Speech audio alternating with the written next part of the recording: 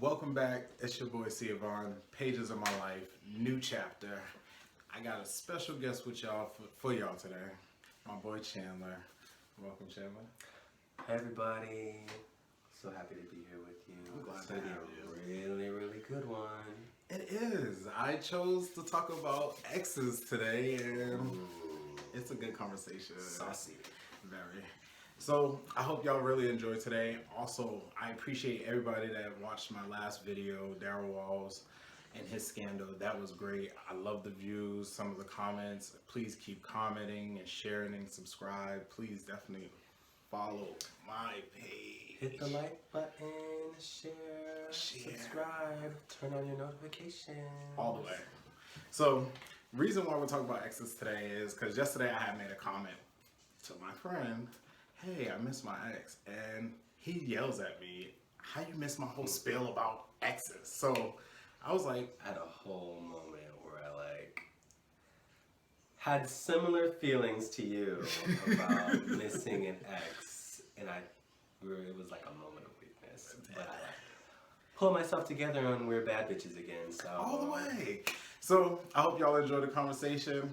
Like, comment, and jump in the conversation, whether it's a heterosexual or homosexual or a lesbian relationship. Just talk about it. So, now, friend, I have to say I've been having a lot of weak moments. Okay. A lot of weak moments. I even called. You called. Yeah, I called. So, Did you get a response? No. See, that's the worst. When you call, you put yourself out there and you just don't.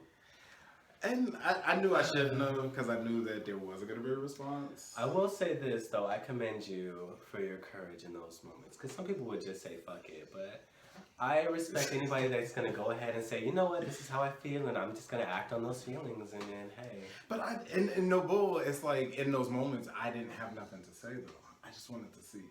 You wanted to see if he would answer? Yeah. What would that have given you? Like, what were you looking for in just him answering the phone? Like, if you had nothing to talk about? I think for me, it was, one, to see his face, to see if it's still the same spark, if I would still feel the same way. See if you felt that same fire, that same energy, you know what I'm saying? that feeling. Because I always end up tripping up and knowing how to feel, because it's like, after seeing him, I feel all the pain of the relationship again. Tends to happen after a breakup. Right. What about you? Have you tried to reach out, or have you talked to any of your So my last relationship ended 7 months ago in May, and it was a lot of back and forth, I was, at the time of the breakup, I was so down about it that I was like, yo, if we stay together, cool. If we break up, we break up.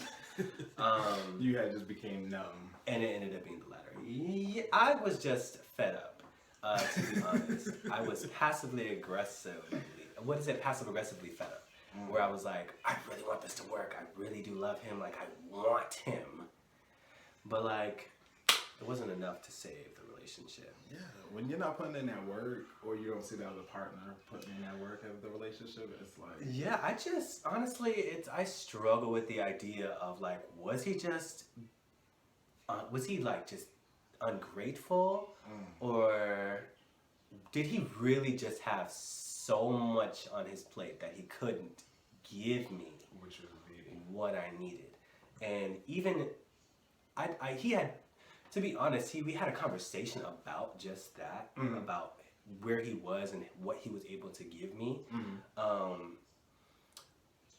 But I felt like that was like, after a certain point of experiencing that as the normal, I felt like it was a cop-out. Like, I get that you have all of these responsibilities and you're working towards your dream, and I support all of that. Like, I did everything I could to support that. But like, when I get to a point where I just feel like now you're not doing anything, Right. Like, I work 2 jobs, sometimes 60 to 70 hours a week. You were So working. if I'm coming home and I can't even get a hello. Yeah, see, that's out of line. That shouldn't be a relationship. You should be always making acknowledgement of your partner. No. So what was some of your lessons that you learned from your relationship? Some lessons that I learned. I learned that I am capable of loving somebody. that's one of the biggest takeaways from my last relationship, because I never really, like, of course you say you love somebody and you know, you have love for somebody, and I have so much love for my exes. Hey y'all. I know. But not all of them. so the reason, so I'm just gonna backtrack a little bit. Go ahead. The reason I'm on really good terms with most of my exes, because after the end of this most recent relationship, I called everybody. Everybody? Almost everybody, and I just got on the phone. I don't know why. Okay, so I know why. There were things that I know I did that were fucked up, and everybody that I've dated have been genuinely good people. So even if my goal wasn't to like try to holler or get back with anybody, I think it was really just to clear the air, and I was actually very happy. I was surprised and very happy that they accepted the apology. I think a lot of it had to do with me just taking responsibility for the thing, the accountability. I like that. Like, you know, there was this one, my boyfriend that I had before my most recent one, he said it perfectly. He was like, you know, in this particular situation, when it came to you and me, well, me and him, I got to a point, he said got to a point where he didn't need an apology from me, but the fact that I gave it to him, it still meant something. Like, it still meant something. He really appreciated it. So do you think it's that maturity in that last relationship of... I think it's the ability to call yourself out on your own bullshit. Like, everybody's got their shit with them. Like, what's the point in denying it? And you know everybody is fucked up on some level. Like, you gotta accept all your flaws. You gotta accept. You have to accept yourself before you can expect anybody else to accept you. Like, flaws and all. What's that Beyonce say? Flaws and all. Flaws and all. And that was my biggest struggle in my last relationship, though. He wasn't able to accept himself. You know what I'm saying? I don't know what that's like. But the thing is, that's not common though, because I've had other past relationships where it was hard for them to accept themselves. Whether it was coming out of the closet, whether it was being comfortable in who they are personally. You know what I'm saying? Not having to live up to society, where I've always grown up to just be me. Yeah, a lot of people really get bogged down by that societal shit where it's just like, I have to be a certain way, or I have to adhere to these certain expectations, societal expectations, and it's just not the wave, honey. It's just not the wave. So it must be messy. So I'm gonna ask this one question. You about to ask me a messy question? Yes. Okay, shoot from the hips, sis. Who was the best in the bed?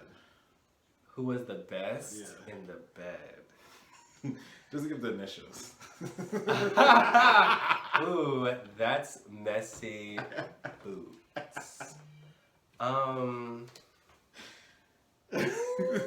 a hard question to ask. It is. But I won't. It's a hard question to ask, but I won't pass. Come on. We ain't pussies. Does it have to be somebody? It has to be somebody that I dated, right? It has to be somebody you dated in the relationship. Had a title. I mean, okay, so this one person, like, we dated, but we never, like, had titles. Okay, so it was like a situationship. It was like a committed situationship. Okay. We were I can like, accept that one. we were exclusive, but like we hadn't got to the point where we were like title. Yep. And thank God, because nobody's gonna know who this is. The initials are MD. MD. Okay. All right. Definitely I don't know. honestly though, I can't lie. My last yeah, because this recent thing wasn't even a relationship. So my last relationship was probably the best sex. That's the only thing I can give on that. But yeah. So see, now the girls are gonna try to figure out who the fuck MD is. you know they are. You know they are, especially the girls that are in the collective. And the funny thing is, I met Chandler through my ex. Like, that's how we created our own bond, our own relationship. And I met you through mine. Right. So, it's interesting in friendships that come and go within relationships, and how you move forward, and who tends to move forward with you and who doesn't. Sounds like a season to me. Come on. Or more like branches that needed to fall. Ooh, snakes in the grass. It's time to cut the lawn. All right, we can go all day, but I hope y'all enjoyed this edition of Missing the X's. This is my boy Chandler. Check him out. Such You a can follow pleasure. him on his IG. Follow me on IG. It's at xsoulrise. Check me out. Come on The follow through. button. And you already know it's your boy Sia Vaughn. Pages of my life. Thank you.